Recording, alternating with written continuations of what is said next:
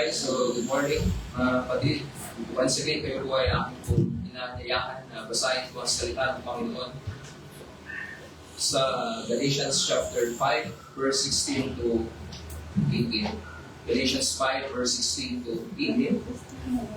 And saying, walk by the Spirit, and you will not gratify the desires of the flesh. For the desires of the flesh are against the Spirit, and the desires of the Spirit are against the flesh. For these are opposed to each other, keeping you from doing the things you want to do. But if you are led by the Spirit, you are not under the law. This is the sacred word of God. Tayo po ay malangin. O Diyos na dakila at banal na narapat tumanggap ng aming pong mataas na pagsamba at pagpupuri sa umagang ito. Kami ay muling nagpapasalamat sa lahat po ng inyong ebidensya sa ilang araw. Kung paano kami ay patuloy na iniingatan mo at tinutugunan ang aming mga pangangailangan. May mga bagay na hindi man po namin nakikita, subalit ang iyong biyaya ay hindi nagkulang kailanman sa aming pong buhay. Sa umagang ito, pinapasalamatan ka namin muli sa kaparaanan po ng iyong salita na aming pong papakinggan.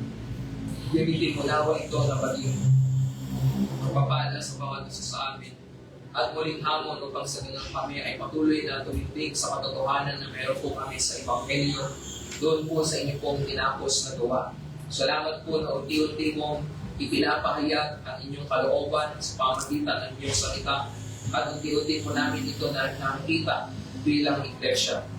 At higit sa lahat sa umagang ito, ay papasalamat po kami na ang inyong mga salitang muli magiging kaparaanan ng aming pong kalakasan, pagpapala, at patuloy na pakinabang sa bawat isa sa amin.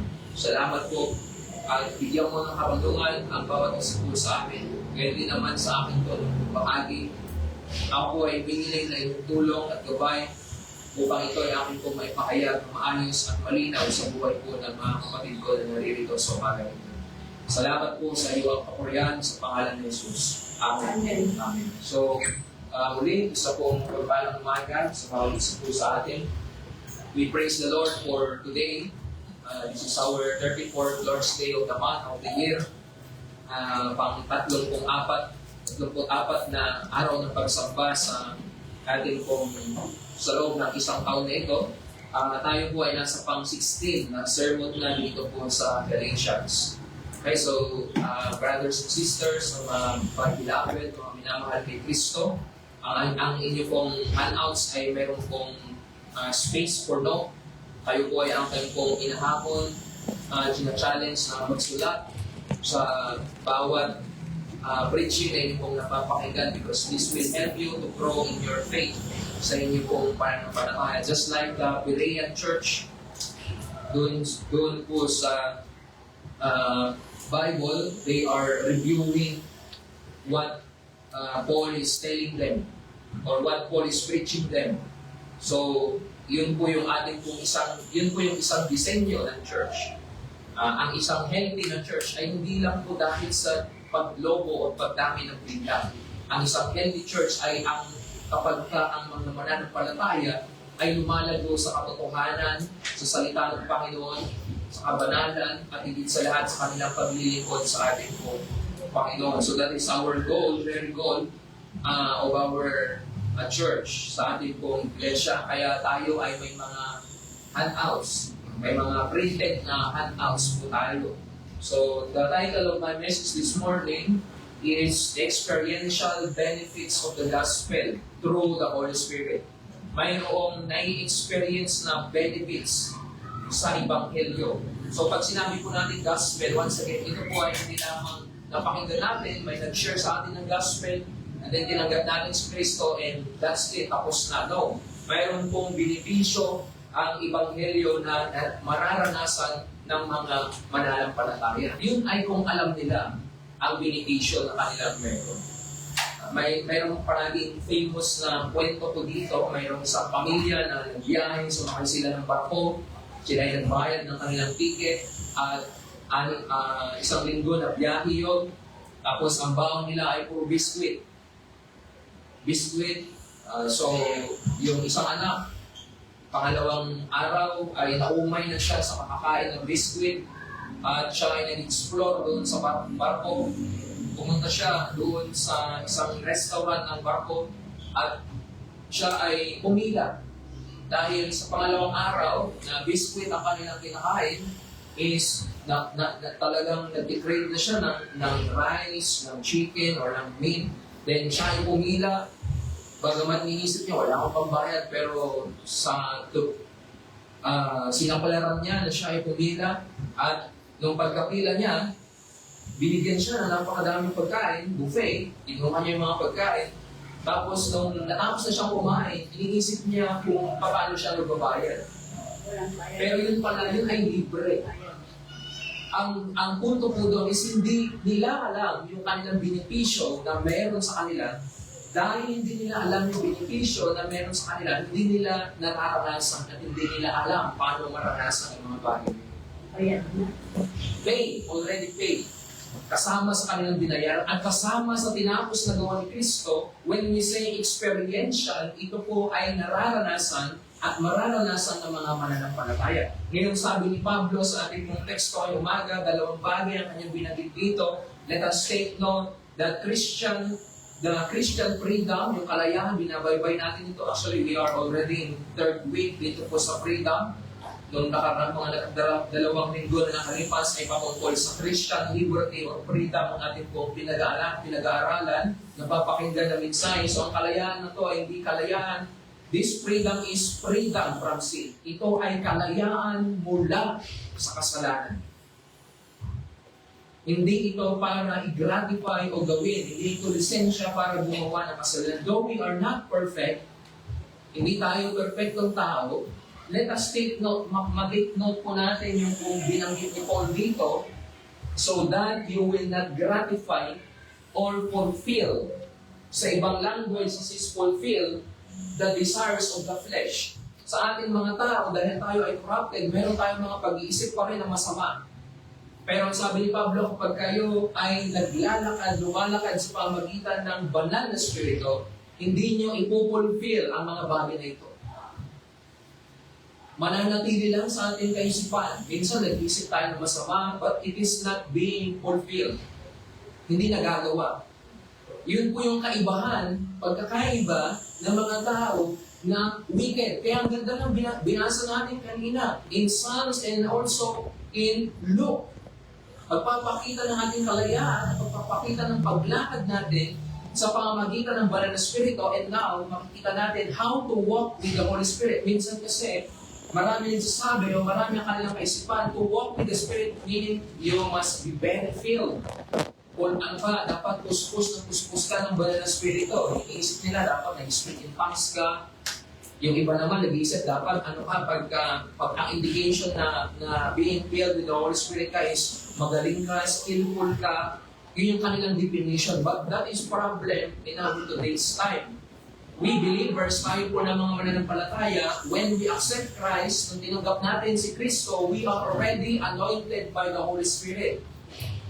Because the Holy Spirit is indwelling in us. Then, mayroong dalawang parte ng role ng mga Kristiyano. Ng Kristiyanong kalayaan. Firstly, to walk in the Spirit. At ang benepisyo noon is you will not fulfill the desires of the flesh. Pangalawa, to be led by the Spirit, whose benefit is you are not under the law. Yun po yung titignan natin ngayong araw nito. So the Holy Spirit is a gift to the believers. Not just a supernatural power. Hindi lang ito supernatural power. Ganito po kasi kababa ang pagtingin ng mga tao ngayon, ang mga Kristiyano ngayon. Pag sinabing Holy Spirit, ang pagtingin nila sa Holy Spirit is power. No. The Holy Spirit is the triune God. He is a triune God. Siya ay Diyos, hindi lang siya kapangyarihan, power. Hindi lang ito sa pamagitan ng, pag sinabi kasi Holy Spirit is receive the Holy Spirit, minsan nagtutumbahan yung mga tao in God's it. No. Para bang kinukuman lang nila, inuutusan lang nila ang banal na Spirito. You cannot command the Holy Spirit because He is God. At sino tayong mga mere dirt creature na ganun ang dapat pagtingin natin sa banal na Spirito. And let us see this is a gift to us, mga mananampalataya, hindi lang siya supernatural power, but He is a perfect God. on whom believers, na dapat tayo mga mananampalataya must put their sufficiency and dependence. Ito po yung tema natin, yung mga pinakapupuntoy natin to be led and to walk with the Spirit. Ibig sabihin po lang is to put our sufficiency, kasapatan, at dependence. Kaya tignan nyo, ang ganda eh. Ang mga mananampalataya, bagamat sila ay pinalaya na sa sumpa ng kasalanan at sa kapangyarihan ng kasalanan, we still need the help of the Holy Spirit that is in us. Kailangan natin, hindi tayo supernatural, hindi tayo superhuman. Kaya walang Kristiyano na hindi nangangailangan ng tulong ng banal na Espiritu. And when we say Holy Spirit, it is His perfect word. So more plainly, the Holy Spirit works in the believers. Tayo, ang banal na Espiritu ay kumikilos sa atin to make us conform to the image of Christ. Ito po yung purpose ng Christianity, mga my beloved brethren in Christ. The purpose of Christianity, yung pong prosperity life is only secondary lamang. Yung buhay na masagana, yung buhay na maayos, mapayapa, you are well off, is only secondary things. But the primary goal of Christian is to conform to the image of Christ. Tayo ay patuloy na babaguhin, binabago, patungo doon sa imahe ni Kristo. Sa kanyang katuwiran at sa kanyang kabanalan. This is, sa iba, baliktad po eh. Baliktad sa kanila, ang goal nila is to be prosperous first. Basahin niyo po yung Psalms chapter 1 na binagit natin kanina. What is the very premise of the Psalms 1? He delights in the law, in the Word of God, and then after that, there is prosperity. There is blessing. There is practical blessing. Kaya nga, ang una natin dapat atupagin at ipanalangin at pagbutihin is that our life will be continuously transformed into the image of Christ. Kung saan karamihan ngayon sa panahon po natin is they seek these things, yung mga bagay na after sila sa mga makamundong bagay, mga bagay na nakikita nila na masasabing sila ay pinagpala kapag sila ay may mga ganitong bagay. They are after to that. I'm not saying na bad po yung mga bagay na yun. We can pray for those things, but first and foremost, una sa lahat, my beloved brethren in Christ, let us strive in living in righteousness and holiness. Bakit? We are not for this world. Hindi tayo sa mundong ito, or of this world. So the Holy Spirit dwellings within the believers, yung pananahan ng banal na Espiritu sa atin ng mga mananampalataya is a sign. Ito ay simbolo that believer is part of God's people and heir of the covenant of promise given to Abraham. Ito ay selyo at patotoo, patunay na tayo ay kabilang sa mga tao ng Diyos. Noong nakaraan, it is a sign and token of our freedom, ng kalayaan natin kung tayo ay mayroong pagmamahalan sa isa't isa. When the believers are loving one another.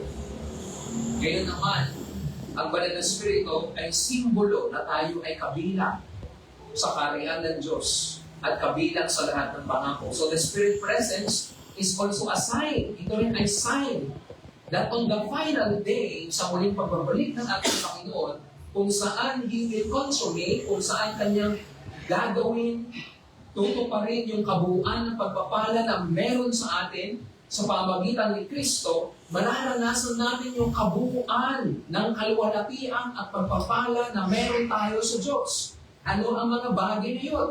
There is no corruption, there's no sin anymore.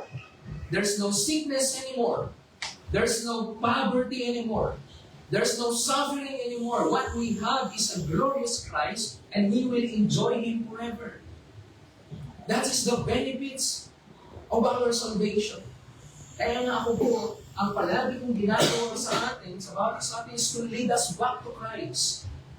Ultimo yung ating Wednesday study, it is pointing and seeing to Christ. Because apart from seeing Christ, kung hindi natin siya titignan, at kung hindi tayo magkakaroon ng patuloy na pagtingin kay Kristo sa mundong ito, wala tayong pag-asa in this world. Isang patunay po dyan, isang bansang Pilipinas. When we say, pag sinabi natin impyerno, isang patikim ng impyerno ang bansang Pilipinas. It's a foretaste of hell. Why? Wicked government, corrupt government.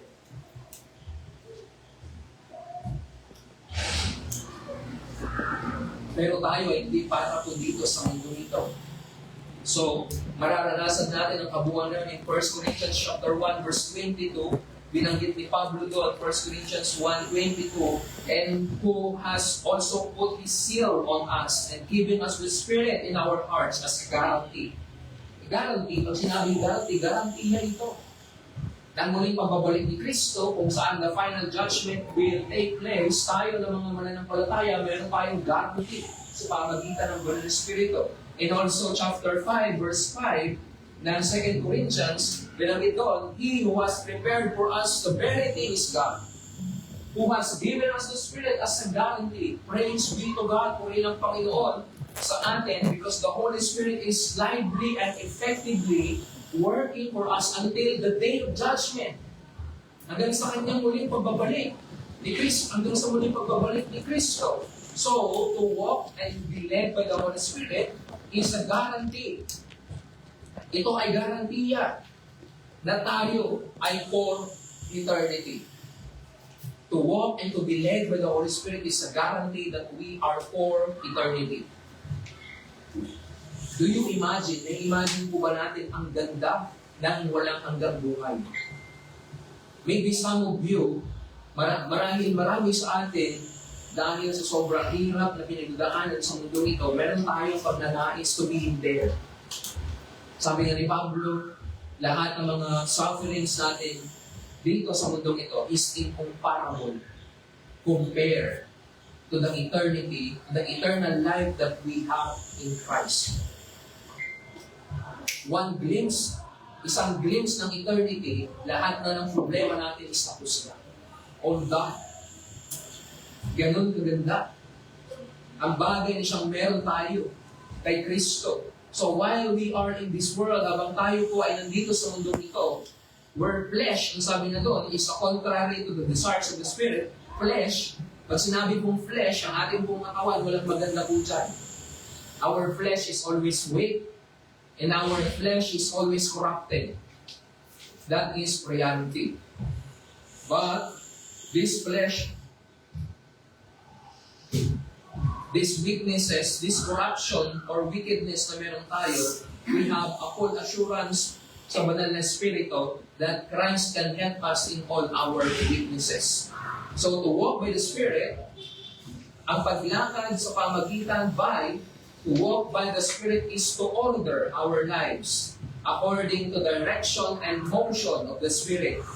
Pag sinabi po ang walk by the Spirit, ito yung question Pastor, paano po ba lumakad by the Spirit?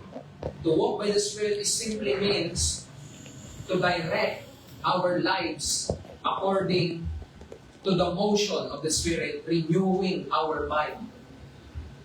Nababago yung ating kaisipan at yung ating puso. Paglakad sa pamagitan ng Banal na Espiritu.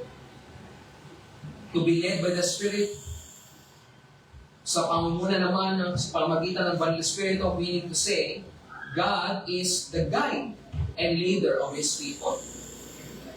Siya yung tagapanguna.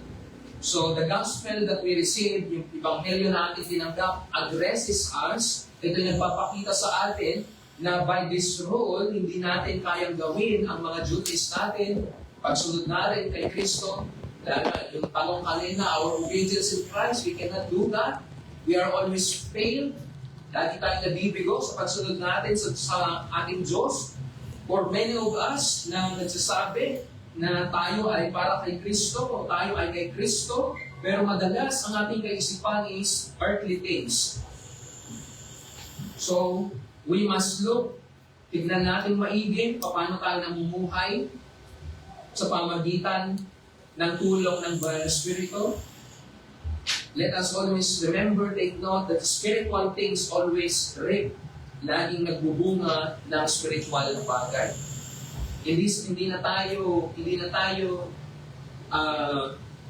tayo alipin ng kautusan, pero sa pamagitan ng salita ng Panginoon. So, the message today is the gift of the Spirit. Ang biyaya ng Banal na Espiritu is the full blessing. Ito ay kompletong pangako sa atin long before ago. Sa panahon pa nila Abraham, this is already promised to them, the Holy Spirit, at ito ay nasa mga mananampalataya ngayon. So, the believer's new life, ang bagong buhay na meron ng mga mananampalataya, in keeping with the Spirit-led life, must be in dependence on the Spirit's power. Pag sinabi po natin tayo ay namumuhay sa pamamagitan ng Banal na Espiritu at tayo ay pinapamumuhan ng Banal na Espiritu, ang ibig kong sabihin doon, nakatuon sa Kanya ang ating dependence. Pag sinabing dependence, nakadepende tayo sa Kanya. We are not independent with the Spirit. Ang katotohanan ng Banal na Espiritu ay nasa sa atin, tayo ay nararapat na magdepende sa Kanya. So, ito po ay pakahulugan na walang mananampalataya ang self-sufficient. Walang mananampalataya na kaya na niya yung kanyang sarili. Walang mananampalataya na kaya niya nang gawin ang lahat ng bagay. Wala. Kahit siya ay ligtas na, bagamat tayo ay ligtas na, kailangan pa rin natin ang tulong ng Banal na Espiritu at ang ating Panginoon. So, ang unang puntos na kailangan natin makita is yung benepisyo or the benefits of walking by the Spirit. So, let us take note, sabi ni Pablo, walk in the Spirit, at advice na to ay nagbibigay sa atin na kailangan natin i-observe to walk in the Spirit, that is either after the Spirit of God, making the Word, yung salita ng Panginoon inspired by Him, rule our behavior. Pag sinabi po natin pag sinabi natin walk by the Spirit, ibig kong sabihin doon is sa pamagitan po ng kanyang salita, ay tayo ay being ruled. Or tayo ay nabubuhay sa pamagitan ng kanyang mga salita. Even our behavior. Kaya hindi ako naniniwala na walang totoong Kristiyano na hindi magbabago ang kanyang behavior. It changes from glory to glory. At ito ay parte ng standard natin ng ating pananampalataya, maging yung ating practice. And the psalmist say, ang sabi ng Psalms, His word is a lamp unto my feet, and it is a light unto our path. So to walk by the Spirit, meaning to say, to be inspired sa pamagitan ng kanyang mga salita. Taking Himself for as our guide, who not only guides us into all truth, hindi lang tayo dinadala sa lahat ng katotohanan, pero tayo rin ay kanyang dinadala in the way of holiness and righteousness, and to the land of uprightness. And this is lacking. Ito po ay kakulangan sa maraming mga Kristiyano sa panahon po natin ngayon. Bakit? Ang premise nila, ang pagtingin nila sa pagiging Kristiyano, gusto ko maging Kristiyano kasi gusto kong sobra akong pagpalain. Pero ang tinitindigan natin at nais natin makita dito is to God, that God must lead us into the land of righteousness. And sa paglakad natin sa pamagitan ng Banal na Espiritu, ang pinakakalaban natin is not Satan. Our greatest enemy is ourselves. The flesh. Pero bagamat doon sa bagay na yun, on the other hand, though our flesh is always weak, on the other hand, our best friend, the Holy Spirit who loves us better than we love ourselves, is always with us. Kaya nga ang pangako ng Banal na Espiritu is that I will never leave you nor forsake you. Bagamat tayo ay mahina, and bagamat tayo ay maraming kakulangan sa ating sarili, Kaya nga mga kapatid, when you observe yourself, when you see yourself, your very self, kung titignan mo lamang ang iyong sarili, ang makikita mo at palagi mo matatagpuan sa iyong sarili ay yung kahinaan mo, yung kasalanan mo, all these things na nasa sa atin. But praise be to God dahil sa banal na Espiritu na siyang nasa sa atin, we have a perfect being in Christ. We are righteous in the sight of God because of Christ. At iyon ang ating natatanging pag-asa. Yung binanggit na binasa ko natin kanina, the first chapter of Psalm, ang unang chapter ng Psalms, ito ay nag-introduce ng pinaka-main na tema ng librong Psalms. Mag-awit. Ano ang pinaka-tema noon? The life of holiness and happiness. Buhay ng kagalahan at katuwiran, ito ay nag-provide ng manual. Ano ang provide ng manual sa atin? To meditate on the instruction of the Lord. Kaya nga, I encourage you to read Psalms. The Psalms is very practical and very literal to us.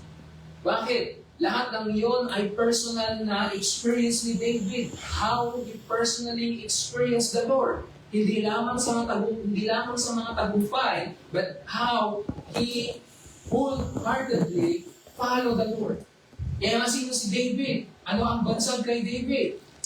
David is not perfect. But who is David? He is a man after God's own heart. Ibig sabihin mo, he wholeheartedly followed the Lord through His instruction sa kanyang mga salita.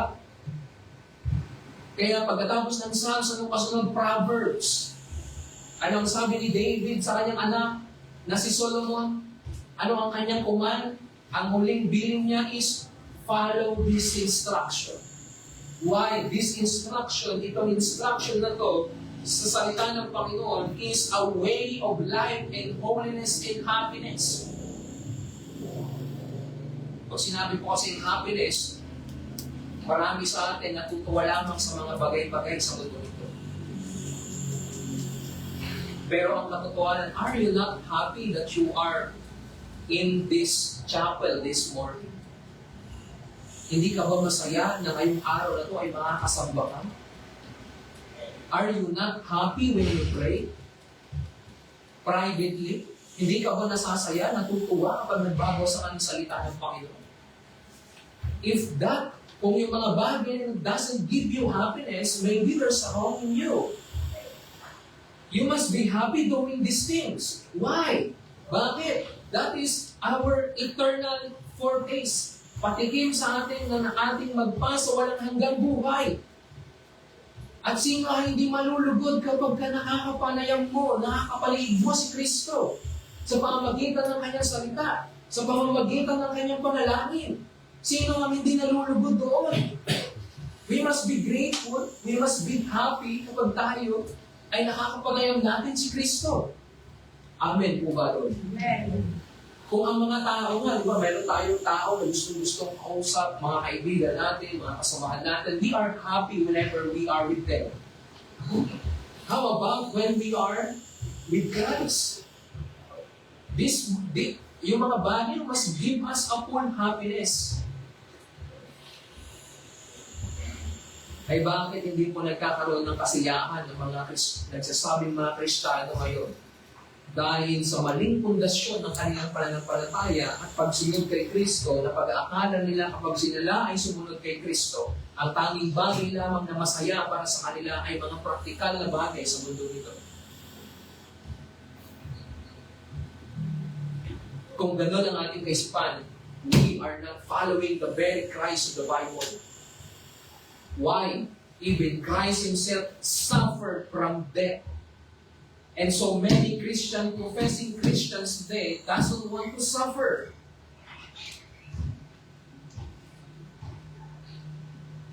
Yung mga apostol noon, they are very apostle. Apostle Paul. At maging si Kristo na lang, ano sabi ni Kristo? Wala nga akong malaylayan yung kanyang ulo, matulugan. And then what he said when he was hung on the cross, anong sabi niya doon? Eloi, Eloi, lama sabachthani. My God, why have you forsaken me?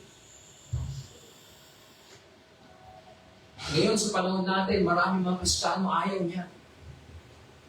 Kaya nga mga kapatid, I challenge you. When you are in a certain suffering in life, be grateful. You are being honored in the sight of God. You are honored to experience that suffering in life. E paano ang tao ngayon ayaw na ng suffering? Anong pagtingin nila kay Kristo? What they think about Christ is a demigod. Yung mga bagay po na, mga practical na bagay, yung maayos na buhay, mga bagay, that is only a providential ng Panginoon sa bawat isa sa atin. So, a blessed life is like what Psalms chapter 1 saying, yung chapter 1 is blessed. So, how the psalmist defined the blessedness? The blessedness is the one who is walking in the Word of God, in holiness and in righteousness. So, walking in the Holy Spirit, ang paglakad natin sa banal na Espiritu at sa Kanyang salita is depending upon. Nakadepende tayo sa Kanyang biyaya, sa kalakasan na meron tayo, and He is assisting us. Sa pag-assist niya sa atin, sa pamagitan o sa paglakad natin sa buhay na ito, in our walk in this life. And without the Holy Spirit, without the help of the Holy Spirit, kung wala pong tulong ng Banal na Espiritu sa atin, saan tayo pupunutin? We cannot live a perfect life in this world because we are always corrupted. We're always weak. Pero sa pamagitan ng tulong ng Banal na Espiritu na siyang nasa sa atin. Kaya nga, ang point dito is a truly victorious life, ang totoong matagumpay na buhay, ay nakadepende sa ating paglakad sa Banal na Espiritu, sa Kanyang salita. This is how we can define, ganito natin ma-define a truly happy and a blessed life. That's why my challenge, my beloved brethren, let us walk with the Spirit, relying on His grace and His strength for our assistance, sa Kanyang tulong sa atin throughout our whole walk. Kung sinabing whole walk, sa ating paglakad, pagsunod kay Kristo. Balik po tayo sa tanong kanina, makakasunod ba tayo sa Kanya kung walang tulong ng Banal na Espiritu? Tingin na. Pangalawang bagay, binibisyo natin sa pangunguna, leading a life by the Holy Spirit. Let us take note, ito ay kagaya ng tao na nagdadala sa bulag. Nakita po kayo ng bulag. Tayo ay kagaya ng bulag. We are blind before. Bago pa tayo maligtas. At ang Banal na Espiritu ang siyang nagdadala sa atin sa mga bagay na hindi natin alam. Sapat, daanan na kailangan natin daanan. Tayo ay Kanyang pinapangalanan bilang Kanyang mga anak. Tinuturuan niya tayo. So the Spirit leads, regenerate, o pag sinabi regenerate, those Christians, born-again Christians. At ito ay tinuturuan niya na lumakad ng may pananampalataya kay Kristo. Kaya nga kahit yung pananampalataya po natin, even our faith, the very faith that we have, is not because of us. It is because the Holy Spirit is helping us and leading us na magkaroon ng pananampalataya. At kung wala ang kahinaan, wala rin ang pangunguna ng Banal na Espiritu. Kaya hanggang hindi natin ina-admit that we are weak, hanggang hindi natin sinasabi ng Panginoon na ako po ay mahina, kailangan ko po ng inyong tulong. There's no leading of the Spirit. In contrary, ano po ang nangyayari sa maraming mga Kristiyano ngayon? Hindi sila nagpapakita na kailangan nila ang tulong ng Panginoon, ang tulong ng Banal Spirit. They do it to subject to our inabilities, na ating kakulangan na gawin ang kautusan. We are under the curse of the law. Ang Banal na Espiritu, the good Spirit, also leads us. Tayo ay dinadala niya in the way of life. Kaya nga kung saan tayo naroon ngayon, this is the leading of the Spirit in us. Marami nagsasabi na ang leading ng Spirit is ganitong bagay. No, the leading of the Spirit is through His Word. Sa pamagitan ng Kanyang salita, the Holy Spirit will not contradict His very Word. May mga tao po ngayon, may mga nagsasabi, mga Kristiyano, mga sekta na nagsasabi na sila ay pinapangunahan ng Banal na Espiritu, but they are contradicting the Word. Ayaw nila ng salita ng Panginoon in this part, and in this part, and in this part.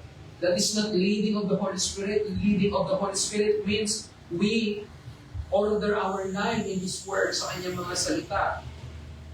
He leads us. Tayo ay Kanyang pinapangunahan. That's why the Holy Spirit is the one leading us into the whole truth, sa katotohanan na ito at sa buhay na ito. And if we have persevered, kapag tayo man ay nakapag-persevere sa mundong ito, at up until now, hanggang sa ngayon, sa lahat ng mga pinagdaanan natin, we persevere so many life challenges in this time.